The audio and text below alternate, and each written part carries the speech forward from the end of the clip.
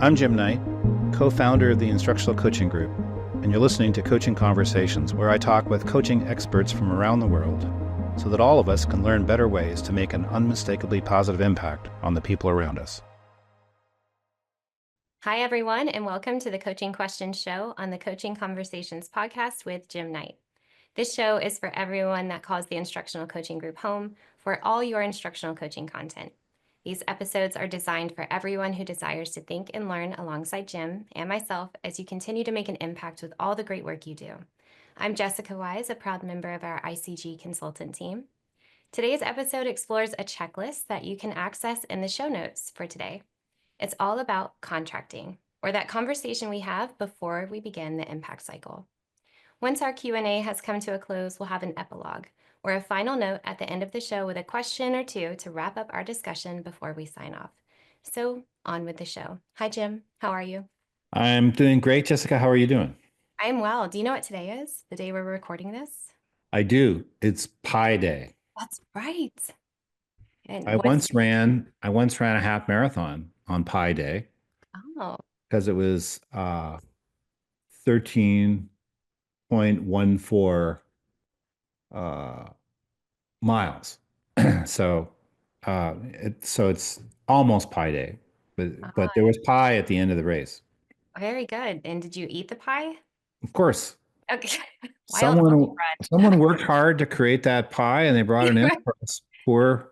It was on a trail. It was a trail run, which I'm not much of a runner as it is, but it was a trail run. And I didn't realize, I just thought that's going to be just like running on the road. But no, there were like twigs to trip over. I had a lively experience, lots of time standing up again. So, Okay. So what's your favorite kind of pie? oh, that's easy. It's banana cream. No Banana. question. Okay, no Lemon question. meringue, a fairly close well, a distant second, but banana cream that's where it's at. Okay, got it. Coconut cream's in there too, but banana is where it's. What about you? Chocolate pecan pie. I don't think I've ever had that.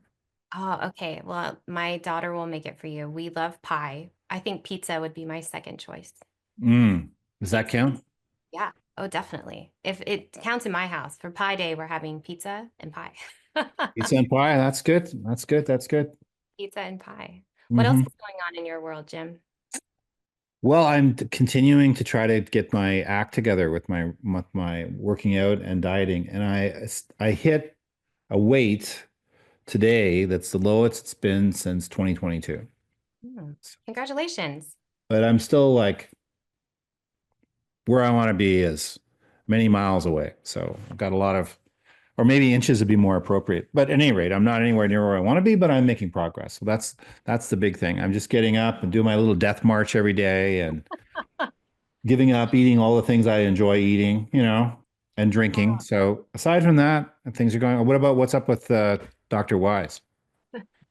Well, I have branched out. Reading is very important to me. I have Yeah. branched out lately and I am reading a new genre. So that's what's going on in my personal life is I am really excited about the new books that I'm reading. Well, what's the genre? Are you going to share that, or is that just a I am. secret? And it's top, see if you can guess. No, it's fantasy, which Uh-huh. you're dipping your toes into with D&D. Yes. Well, I'm not. I haven't really done much except get a name, uh, but yes, the 12-year-old, he is all up on D&D. That's his thing right now. Yeah. Michael Bungay Stanier is a big Dungeon and Dragons guy. Yes, well, I told you, you just bring him to TLC. We'll have a D&D roundtable. I think that would generate a lot of interest for our conference goers. For a certain group. So a select group of ICD&D that will have little name tags. It's like, are you an ENFP? I'm an ICD&D, it'll say. Yeah. It's good. It sounds like the next t-shirt. I like it. But I really think that would be a fun lunch conversation if we can just have a game table set up. And if you don't like D&D, you can play Monopoly with Hasan Moon or whatever we choose to do. Is Hasan a Monopoly fan? Oh, I don't know. I said that. She's just the first person who popped in my mind. Right. Well, Kim Monopoly. Scott might be in the Monopoly. I don't know. It's going to Okay, be so each interesting. keynoter chooses a game and they host a table. Yeah, I'm trying to think what Christian Van Nuremberg and Robert Biswas Diener's game would be, but um, I'm going to talk to him next week about their new book, Radical Listening, which everybody gets a copy of Radical Listening at TLC. One of many free books people get just by showing up at the greatest conference in the world. They get a free pile of books. So one of them is Radical Listening. That's cool. Well, I'm excited about that. I pre-ordered it. It's arriving right after my daughter's birthday. But you know, Jim, that's interesting if we were to match people, presenters with games. I think maybe we should do that. That would be fun. Yeah. Christians would be different. I don't know what it would be, but it's not going to be Monopoly, I can tell you that. So, It's something focused on well-being and very calm. right. Maybe. I don't know. He's an interesting guy. So he would like an adventure. Oh, okay. Yeah. All right. His whole thing is if you invite him to do something, he says yes. So he was invited to go watch wrestling in Mexico City. Oh, I'm going to go, where they wear the mask and the whole deal. Oh, yes. He brought us a mask for Luke. And Oh, he was invited to go hang gliding in Tenerife, where he lives part of the time, and he's afraid of heights. But he's like, yes. So he's kind of he says, the world's put here for me to enjoy it, and I want to go enjoy it. If I see the ocean, I feel I should swim in the ocean. And I love traveling with him because he can do all the things and then tell me about it. So I don't have to do them. well, Jim, are you ready to get going with our topic today of contracting? I'm kind of excited about this because it's sort of a new thing. So I am ready, and I'm excited to have the conversation. I am too. I have my contracting checklist printed and I wrote a bunch of notes all over it. So I'm excited to talk to you about this. And just a reminder for our listeners, in case you want to follow along with us, in the show notes, you'll see the contracting checklist attached. But Jim, before we dive into all that, I thought maybe it'd be helpful for our listeners if you share what exactly does this contracting checklist mean and why is this important when it comes to coaching? So contracting is a big part of most forms of coaching. And what you do in the contracting conversation is before you get started, you have this conversation about the nature of our relationship, how we're going to work together. So life coaching, executive coaching, coaching that's authorized by the European Mentoring and Coaching Council or the ICF, probably you would talk about contracting. What happens essentially before you start coaching? And I learned this from the coaching accreditation program that Claudia Oed guides along with Christian, where you get certified as a coach that we offer. And I mean, I talked about the pre-coaching conversation, but I never talked about it explicitly as contracting. But as I listened to the materials that they shared based on Barr's work describing contracting, I thought we should do the same thing for instructional coaching. So that's where it came from. But it's really about um, setting the table or laying the landscape or setting up the landscape or creating the space. It's really about getting clear on what's going to happen. And I think a lot can be accomplished with this conversation. When would this happen within a coaching cycle? I think it would happen once someone says they want to be coached or they want to be involved in a coaching interaction, but you haven't really started coaching. So before you get a clear picture of current reality, before you do anything really, you sit down and you say, let's just talk about what this is going to look like. And you lay out what's going to happen in the coaching. That's really helpful because something we hear when we deliver learning about the impact cycle is, okay, so I get how to go through that process with someone, but like, how do I even start? Where does it all start? So now people can sink their teeth into, I start with contracting. It's really helpful. And this checklist sets us up for success. You said two really important things. So the purpose of it is to establish the nature of your relationship. And the second thing that I heard is it helps put the right conditions in place for us to have a successful coaching cycle. What do you think about that? Yeah, I think that's true. I think what you're doing is you're also giving a person a chance to ask questions and confirm things. So you hit the ground running when you really get into the coaching. So you've got it all kind of work. And then I think there's going to be more trust because you're clear on all the different aspects of the nature of the relationship. Yes. Well, what do you think about let's go through the checklist line by line and maybe we talk about each item as we go? How does that sound? Yeah, and people can download this checklist, right? Yes. And they can do the same thing, or maybe they pause right here, grab it real quick, and go through it with us to take notes. That Okay. is exactly what I was thinking. They Yeah. could they could have it readily in your hand. I know it's hard to pause because once we get going, it's just so much fun. But at any rate, we'll pause it, get the checklist, come back after you get the checklist. Or you could listen to the show twice, listen to us now, and then whenever Right, you're not driving or if you're on a walk or a death march right now, you can do it when you get back. right. When I That's walk, I forget what they call it, but the music that plays when Darth Vader is kind of walking Oh, like around. a theme song? Yeah, that's the music I hear when I'm doing my death march walks. Like blue, blue. So Anyway, your okay. Death March theme song is the Darth Vader music? The Darth Vader, forget what it's called, but That's great. I think all of our marketing team friends who are listening, that's the next podcast plug is to have Jim with the theme song playing behind him. That's you great. know, my daughter Emily went to Cornell. She did her master's in public administration at Cornell. And the day of the graduation, they played that over the bells in the university. I could hear Star Wars Death March music coming through. So, okay, we better get back on track. Yes, well, I did enjoy our Star Wars pause. That was just so anyone could pull up the checklist. So now Right. that That's right. We put that interlude in there to give the people a chance. we were giving you a pause to download it. Okay, so the checklist starts off with welcome, confirm the meeting times. And Jim, I wondered if you could share with us what exactly does that mean at the start of this checklist? Yeah, I think it just means figuring out when you're going to meet, when you're going to get together. You know, you may well be talking about how often you're going to meet. You probably want to meet every week. We found if you don't meet every week, you lose intensity. So if your next time you meet is more than 2 weekends away, the person goes, well, I don't have to get around to it right away. But if you say, let's meet next week, it keeps the urgency going. And I think not to, I mean, I don't want to force people to do something, but there's just something about staying with it, and sticking with it and having it happen every week. So it's really just figuring out when you're going to meet. You may even map out the first 4 weeks or 5 weeks you're going to meet, something like that. Did you do that when you worked out with your coaches, or did you figure it out every week? Oh, yeah. So a little of both. I guess it depends on what the teacher is most comfortable with. But I think that at least getting the next two sessions on the calendar, or even just the next session on the calendar, because like you said, if it's not there, it won't seem important. And it's easy to let competing commitments take over. So at least one or two meetings. But that's a question I hear, Jim, when we talk about the impact cycles. They say, do we schedule the whole impact cycle? Do we schedule just a couple of sessions? So this is really helpful.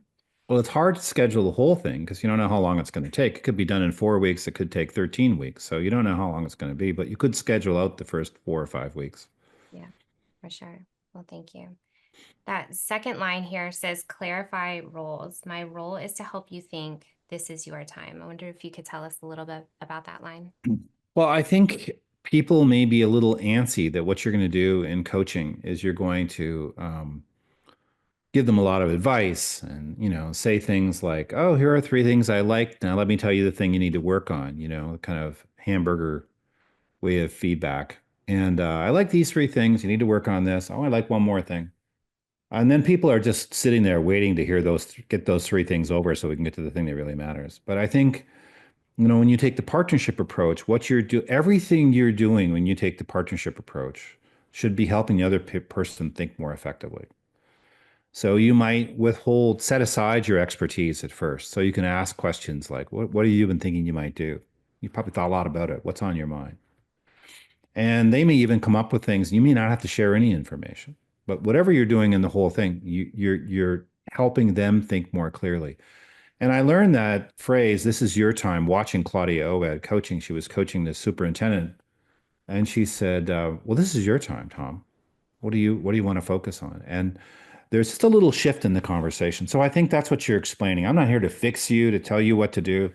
I'm here as a partner to help you in any way I can, but I'm not going to get in the way of your thinking. Hopefully, if I'm doing my job, you should be able to think more clearly. I Mhm. think that's it. So people know your role isn't to fix them. You're not evaluating them. You're not doing anything other than helping them come up with the best possible plan. I like that. Something that we did in our coaching program in the state of Georgia is we had the coach and the coachee, or the teacher and the instructional coach, sit together and make a T chart. And what can you expect from me? And what can I expect from you? And they would talk about what we called the partnership agreement. So these are the things that you can expect from me. I will be here to listen, share ideas if you need them, to affirm and confirm where we're going, what you're already doing really well. And then the teacher would share, well, this is what I need from you, and this is what you can expect from me. And so that T chart was really helpful. We called it the partnership agreement. I wondered what you thought of that, Jim. Well, I like it. I think if it's clear, anything that helps clarify what's happening is what should happen here. You don't have an enormous amount of time, but you probably got like 20 or 30 minutes, maybe less than that even. And you could probably accomplish it in 20 minutes. Like sometimes people say, should I go through the partnership principles? And I think you could, but it might take too long and there's a lot involved in them. I think just communicating that this is your thing. This is not me coming in to tell you what to do. This is where you set your goal, where you identify the strategy you want to go after. I'm here to help you go after the thing that matters most to you. I think that's the key thing. Part of that is explaining the impact cycle, which is the next thing. Yeah. And I think that is worth having a checklist of the impact cycle to go through the checklist with the teacher and sort of talk through the different parts. And just like you would have a checklist of the strategy, you might say, would you do it this way? Would you do it differently? Did you share with people the impact cycle checklist before you, or did you talk about what the process would look like before you work with teachers? We did. We would talk through that process, but I found, Jim, and maybe you can help clarify for me and for everyone listening, I found that took some time because I Mm. really wanted to make sure that they understood each of the stages, that I was communicating it clearly. So I'd pause and ask if they had questions. But then inevitably they would have questions about, well, what does that mean? Or what does that mean? Or I'm not sure about that. I could spend a lot of time talking about that checklist. So how can we keep that concise in this contracting idea? I think it's going to be probably the thing you spend the most time on because part of what you're doing is talking about, okay, well, how will we get a clear picture of current reality? And you can sort of flesh it out. I think having a checklist, I mean, the way I would share a checklist is I say, read this over. Do you have any questions? Let's just go through it bit by bit to make sure we're on the same. And do you want to change this at all? I wouldn't say it has to be done this way. I'd say, and I'd say this is kind of a roadmap, but we might take some detours. We might go differently than this. That's how I would play it. But I think people like to know what's about to happen. So laying out for them what's going to happen, it can be helpful. I have a follow-up question. So is it okay for a coach to send the impact cycle checklist to a teacher before the contracting meeting so they might have time to look it over before? I wonder what you thought of that. No way. I'm just kidding. Hard no. I don't know. I don't know. I've never really experimented with that. I think, if you look at people's personality types, for some people that would be really helpful. For other people, maybe not so much. So I think if as you're working with somebody, you think it would be helpful, I think send it ahead of, and you just experiment. I haven't ever looked at that particular question. And sometimes people say you should just send the questions ahead of time. Well, I don't Mhm. really like sending the questions ahead of time because I don't know that I'm going to use those questions. It's a living conversation. I have questions I draw from, but it's different every time. So I think if I didn't think the teacher would be overwhelmed by the checklist, I would send it. And if I think it might be a little overwhelming unless I explain it, then I might hold back. I think is the way I might do it. But yeah. And also people don't necessarily read it anyway. So I don't know what did you send it ahead of time? Not the checklist, no. But what I'm hearing from you is one of my favorite Jimisms, which is it depends. Is that right? Yeah, yeah, it depends on the person. I mean, some people really want to know exactly Yeah. what's going to happen. And then I'd say, here's this checklist. You can look at it. We can discuss it later. That would speed up the process too. And it might also depend, let's say that someone catches you in the hallway and they say, "Hey, I think I want to do this coaching thing. Can we meet this afternoon?" They don't have time to prepare by sending them something. So it depends. Yeah. My only fear was they might be overwhelmed when they look at it. And if you talk it through with them, you say, no, it's not that big a deal. This is what we're going to do. And you get to choose. If they don't know about the role, they don't know all that stuff, it could be a little intimidating. But try it Definitely. out and see. So the next thing on the checklist is to discuss confidentiality, what you will and won't share, with the only exceptions being legality or well-being of you or others. You want to talk a little bit about that for us, Yeah, Jim? that's something I learned from Christian Van Urberg. And he says in his contracting, he says to people, and I think this is really important. He says, now it depends first off on what your district has decided is the policy around confidentiality, but usually coaching is a fairly confidential experience. Fairly confidential sounds like a little bit pregnant, but at any rate, um, fairly confidential meaning I would probably share with my principal who I'm working with and what I'm doing, what we're doing together, but I wouldn't share anything evaluative. Like here's how it's going, or here's what the teacher does. But I think you organizationally, you have to decide what will we share and what won't we share. If you want people to be fully free to talk about whatever's on their mind, you probably need to have a policy around people. If they think anything you're telling them you might take to the principal, they're going to be hesitant to talk. And you want the conversation to feel like a parking lot conversation more than it feels like a conversation between the boss and the employee. But the most important thing with confidentiality, in my opinion, is that everybody knows and you honor what you said. And if you say it's confidential and you violate confidentiality by talking about the person with the principal or even with your peers, that's unprofessional. You have to say this, you have to do what you said you're going to do and stick with it. Mhm. It's helpful to get it worked out too, because sometimes what will happen with the coach is they'll be being asked questions by the principal and they're like, gee, I don't know if I should share this or not. But if the principal and the coach have worked out the policy around, or the district has a policy around confidentiality. So then in that part, you say, this is the policy around confidentiality. We actually created a letter that we shared with some teachers just so they knew, and we signed it. And the whole other people thought it would be, other people on our team didn't share it because they thought it was too, it might get people worried that weren't worried. So they were hesitant to do it. Others did it. But the second part is what I learned from Christian is that I think it's helpful to say, here's our confidentiality policy. So I'm not going to share these things. Except, of course, and I know that's not going to be an issue here, but I would like to just say this. If I see something illegal, or if I think you're going to do harm to yourself or others, I would bring it up. But I'm sure that's not an issue, but that's the only way I would violate our policy on confidentiality.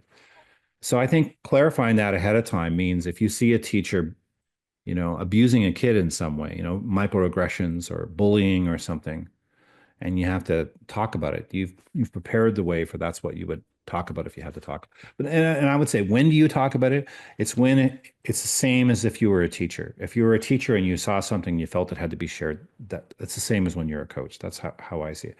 What was your confidentiality policy? Yes, we had a very strict policy that we stuck to as coaches. It was something I learned very early on. And we would share the 4 T's, is what we were taught. So we shared the teacher we were working with, the time that we worked with that teacher, not met, but worked with them in their classroom with students, the topic, and then the task. So it might be I'm working with Jim every Monday at 10 o'clock during his reading block, and we're working on interactive read alouds. Anything outside of that, we would say, oh, I'd love to talk about that. I'm going to invite Jim to the conversation though. So I'll get back with you and share some times where we're all three available. And that policy saved me more than one time. And I will never forget being called into an assistant principal's office. I worked for a handful of schools as a literacy coach. And I was walking the halls of one of these schools. The AP asked me to come into his office and he said, I'm just really curious about teacher A. I just want to know how she's doing. And I went through my same little speech that I gave every time is, oh, yes, we're working together. And I would share the time, the topic, and the task that we were working on. And he said, well, but it's just us. Like, how's she really doing? And I would say, I am uncomfortable sharing about this teacher without her present. I'd really like to invite her into the conversation. Is it okay if I look for some times for us to gather? Because while the administrator really just wanted to know, like, okay, this teacher needs some support. Is it working for her to have support? What I was upholding and wanted to communicate is that's a confidential partnership. And if you want to talk about the progress, it's better to ask the teacher. Yeah, the benefits of being honest and transparent are much more important than not doing it. I mean, you could say to the principal, should I go back to the teacher and ask them and explain that we're going to change our policy, or something like that. But so let me make sure I've got this. It's the teacher, the Mhm. topic, the time. Is there a fourth T? Task. The task. Teacher, how's topic different from task? Topic might be like what subject, what class I period. see. Gotcha. Yes. And that task is a more specific activity. So we might be working on engagement or we're working on Right. increasing achievement. So something, but not too specific because that would need to be the teacher there too. But Jim, you Right. said something really important. Everyone should know that policy. Yeah. So we as coaches would start at new schools, we would share with the leaders. Here's our policy that we honor when we're working with teachers, just so that they knew when they would pull us into their office or when we met with leaders at a school, Here's what we're willing to share. And so it was much easier for the teacher to trust us when we said, your leaders already know. That's great. And I think it gives you leverage if should you have a new principal who comes in and so just tell me secretly between the two of us.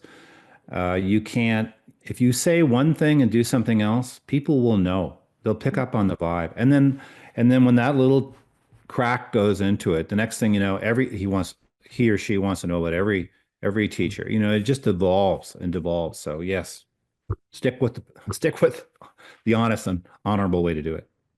Yeah. Okay, next is to discuss the dialogical approach, Jim. What about this line of the checklist? So I think it's important that the teacher understands the nature of the conversation you're going to have with the teacher.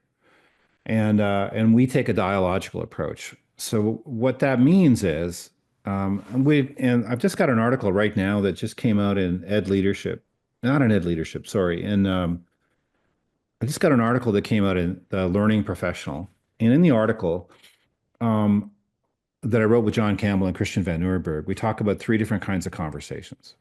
There are partnering conversations and there are directive conversations. And then if you visualize a little table, we've got partnering conversations, we've got directive. One column is choice, and one column is sharing ideas. And so the first approach, the first partnering approach, is a facilitative approach where I set aside my ideas and I let the person answer questions. They set goals, they make plans, but I don't share any ideas because they're going to get in the way. They've already figured it out. They know what they need to do to solve the problem. Other times, though, they don't know what they need to do. So then I share ideas, but the person still has choice. And so I might talk about both those things, facilitative and dialogue, but I would say to the person, you're the one that knows the best about how you teach. You're the one that knows the best about what your kids do. And so I'm not here to tell you what to do. I will share ideas, but I have to say, every classroom's different. I think if I was to show up and tell you, here's the miracle cure for your class, I'd be lying. The only approach that makes sense when we're talking about a classroom is a tentative approach, a humble approach to be open to possibilities. So you're the one, because the teacher might say, well, I want you to tell me what to do. People say that, and then you tell them what to do, and they're like, well, don't tell me what to do. So I think you can say, I'll share anything if it's going to be helpful, if it helps you think more clearly, but you're the one who knows what's happening here. You're the one who decides. And then the directive is not a part of it. I don't think a directive conversation is a coaching conversation, telling the person what to do. And by that, I mean, I'm going to tell you what to do and you don't have a choice. I expect you to do this. So I think facilitative, dialogical, those are the things you explain. So the person knows this is about me. This is about me focusing on the thing that matters the most. This is about me. And you might say this is, if you're struggling to figure out what to do, I might share a few options, but I don't feel anything's guaranteed. You may want to go this way. You may want to, and we're going to do what you want to do. Once we've got a goal, everything is about hitting the goal that matters to you. And we'll try different things and see how we get there. That's the essence of the dialogical approach. I really like that it's on this checklist. And as I was listening to you, you've talked before, and it made me think about it again, about how it's just very tempting to just tell people what to do. It's very tempting to share my advice. And I bring all of my years of expertise into this conversation. I just want to talk about what I know. So something that came to my mind as you were talking is it's not just in the contracting. It might even be a mantra or an intention that coaches set before every conversation is I am approaching this in a dialogical way. This is about my teacher. I will share my ideas only if it's helpful. It's almost like something I should repeat to myself each time I go into a coaching conversation. Yeah, Christian Van Nieuwenburg's mantra is, it's not about me. And I think that's a good mantra. I mean, mine is who's making the decision here.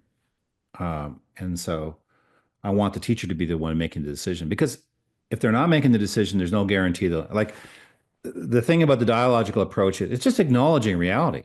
The person's only going to do what they choose to do. So let's make that issue of making a decision and making choice explicit. Now, instead of the teacher pretending they're going to do it and then going off and doing their old thing, let's talk about your own thing. What's the way you want to do it? Let's deal with it. So you want to create a place where they feel safe saying, I think that would be too much work. I don't think I can do it that way. I want to do it a different way. I want them to feel safe telling me what they're thinking so we can have a real conversation about what happens. Yeah. Now, the next thing here is note taking. Did you take notes during coaching? When I was You're jotting, probably a feverish note taker. that's exactly true. I want you to know that. I laughed because when I was jotting my notes before our conversation, I was reflecting on, I have notebooks everywhere. And like when I'm taking radical learners, for example, I will pause the videos and take pages of notes. So I've always been that way. It's very hard for me to switch that part of my brain off and in a coaching conversation say, you're not writing pages of notes. This was probably the most challenging part for me as a coach to get through when I was in coaching conversations. Well, I would say if it doesn't interfere with your ability to be an effective coach, I wouldn't worry about it. Mhm. I am very much a unitasker. I can't do more than one thing at once. So if I'm taking notes, I'm taking notes. If you're talking while I'm taking notes, I'm really taking the notes. So I'm a pretty much of a minimalist when it comes to note taking. So if I'm talking to the teacher and we're trying to determine the goal, and I think you can use note taking strategically.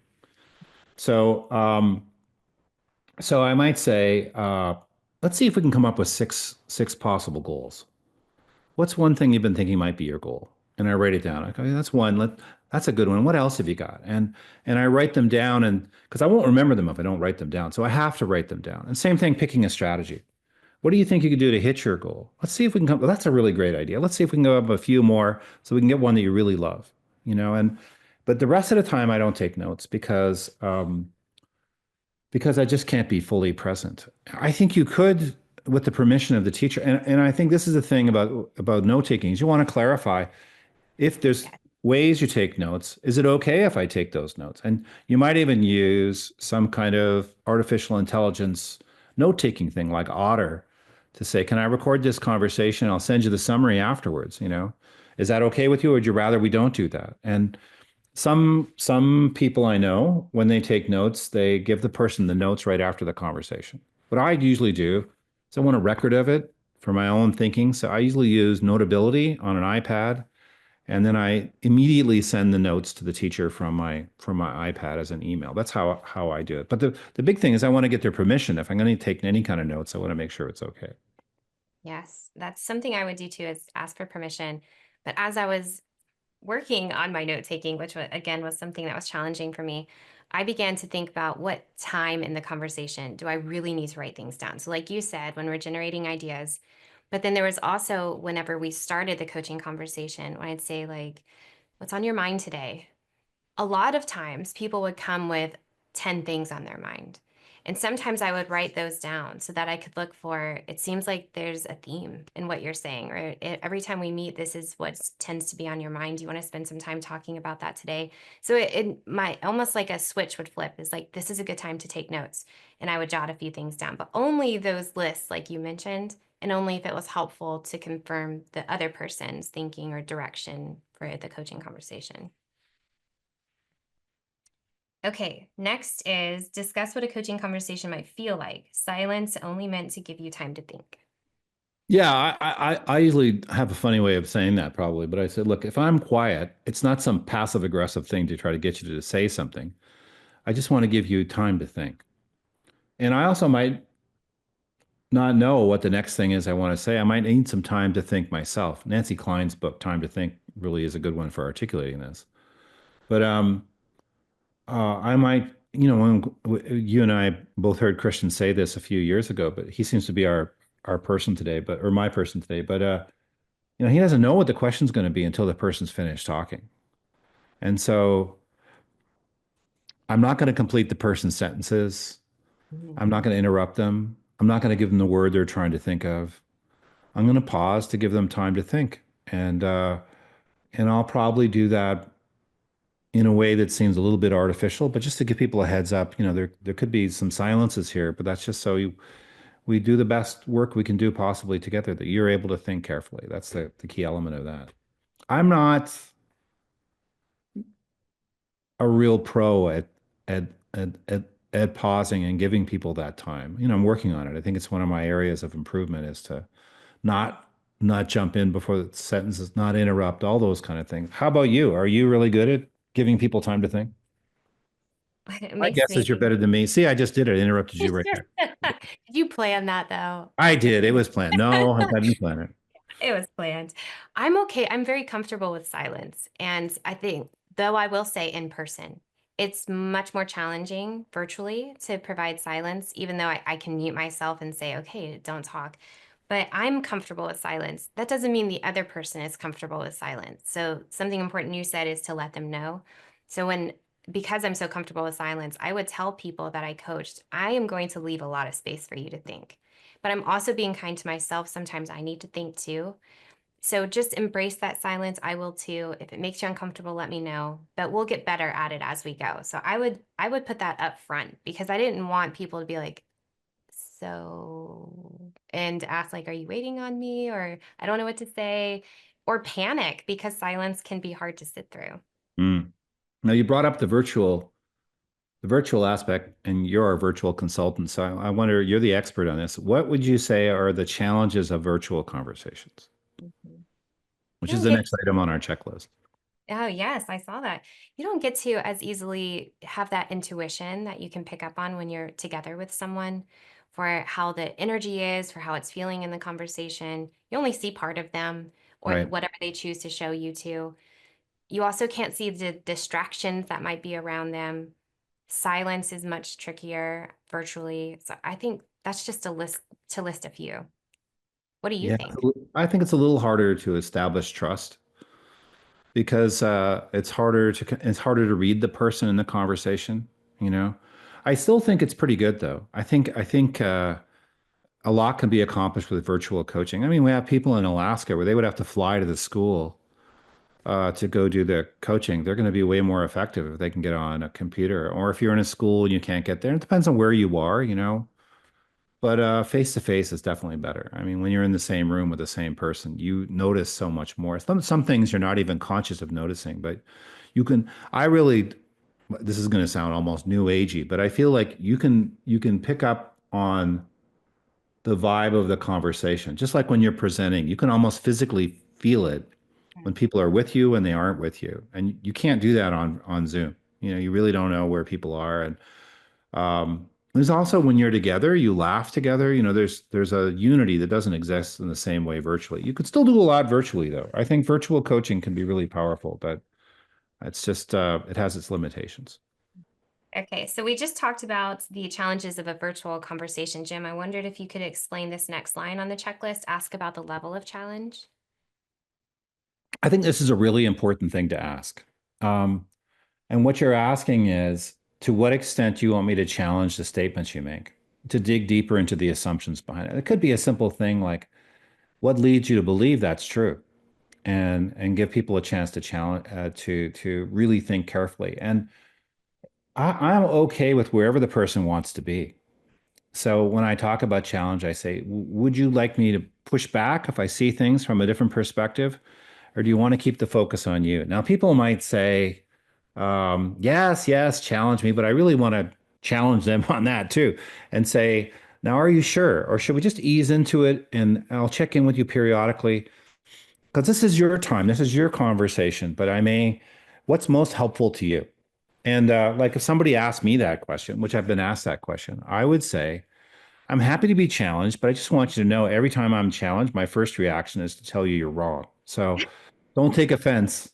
I just have to process it. My first thing is to say, no, that's not true and process it. But I think checking in about the level of challenge is an important consideration. I'm going to just break through this checklist for a second and say something I'm noticing is we often get a question, Jim, of how can I build trust as an instructional coach? This is this is how to have conversations like contracting because you don't have to plug in an icebreaker or a get to know you or a trust building activity. You're building trust by doing these things. So it's something that's standing out to me as I look at this checklist as a whole. Well, if you think of that phrase, clear as kind, you're being really clear, but you're also letting the person know this is not about me, it's about you. And I think self-interest is a big destroyer of trust. And when you can show this is actually something I'm doing for you, not for me, it's another way of building trust and clarifying these things like confident. All those things could be nagging in the back of the person's head, but if they have a clear picture of what this conversation is going to look like, it could be really, really helpful. Right. Then we've got check whether the collaborating teacher has any questions and answer all the questions. So that's just a simple thing. Anything we haven't covered, anything on your mind, anything you want to discuss. And then confirm how the teacher would like to get a clear picture of reality. So, how did you do that with your teachers? What were the main ways people wanted to get a clear picture of reality? Well, people would always worry when I would bring up video. So I would have a list of ways that we could do that from the impact cycle. So, and I would just mention video just along with the other bullet points. We could capture a video of your classroom. We can do the high impact survey. We can ask your students interview questions. And I would just make it seem like it was part of the options. I wouldn't stop and say, well, I'd really like to capture you on camera, because that people get very nervous about the video. And then if they say, well, I'm just not sure about video, that was my entry point to say, can I tell you a little bit about what it would look like if we use video to capture that? And they would feel much more calm if I said, well, we can just do audio. We can point it toward your students. If you're really uncomfortable with the way you look after you watch it, we can try recording again. So that's always up to you. What do you think? Yeah, I don't have to even record you. I can record the kids. We could do audio if you like. I could gather data and share the data. A lot of things we can do. I think it's all laid out in the impact cycle. And I think giving people choices is really important. In that conversation I had about a month ago or 2 months ago about video, a person I talked to, Dr. Bishke is her name, um, she said when she's talking about video, she doesn't talk about video. She says, let's just do a current reality capture. And she said, when she says, do you want me to video record your class? Nobody wants to do it. But when you say, would you like to do a current reality capture? People are way more likely to embrace it. And so being careful about the words you use, but it's that reality thing, you're setting it up here because that's your next step. And I think you want to leave every coaching conversation being clear on what the next step is. Well, the next step here is to get a clear picture of reality. That's where you're going to that's where you're going to start. And the person might say, well, I already know what I want to do. I want to work on small group activities, or I want to have the kids, uh, I want, whatever it might be. I've got, questioning, or I want to use learning maps. They might have all kinds of ideas. But I think pausing to say, well, do you want to just make sure we could do a current reality capture and just see what's happening and do it that way? Thanks so much for taking us through this checklist, Jim. I actually have a couple of questions to close out our show today, if that's okay. That would be okay. Okay, so one of the questions I have as I look at this checklist, as people probably look at it with us, is how long might this conversation take? I think you want to keep it pretty quick. So 20 to 30 minutes, I think would be kind of maximum amount of time. I think the briefer the better, but you want to make sure you've addressed all the issues on the checklist. Maybe you don't have to address all of them. For example, you may not have to go into the impact cycle in great detail. We probably, we're so fond of the impact cycle, we'd want to go into it in more detail, but I think you don't want it to be too long. I don't want it to, I don't want people to feel like somebody's looking over their shoulder, making sure they do it the right way. It's really just clarifying what the teacher, where you stand. It should be a natural, free-flowing conversation. Yes. And how might people prepare for these contracting conversations? You mean the coach or the teacher? Maybe both. Yeah. Well, I think the coach just needs to know what they're going to say. So I think it's pretty straightforward. They can try it. You can even say to your teacher, look, this is the first time I've ever done this.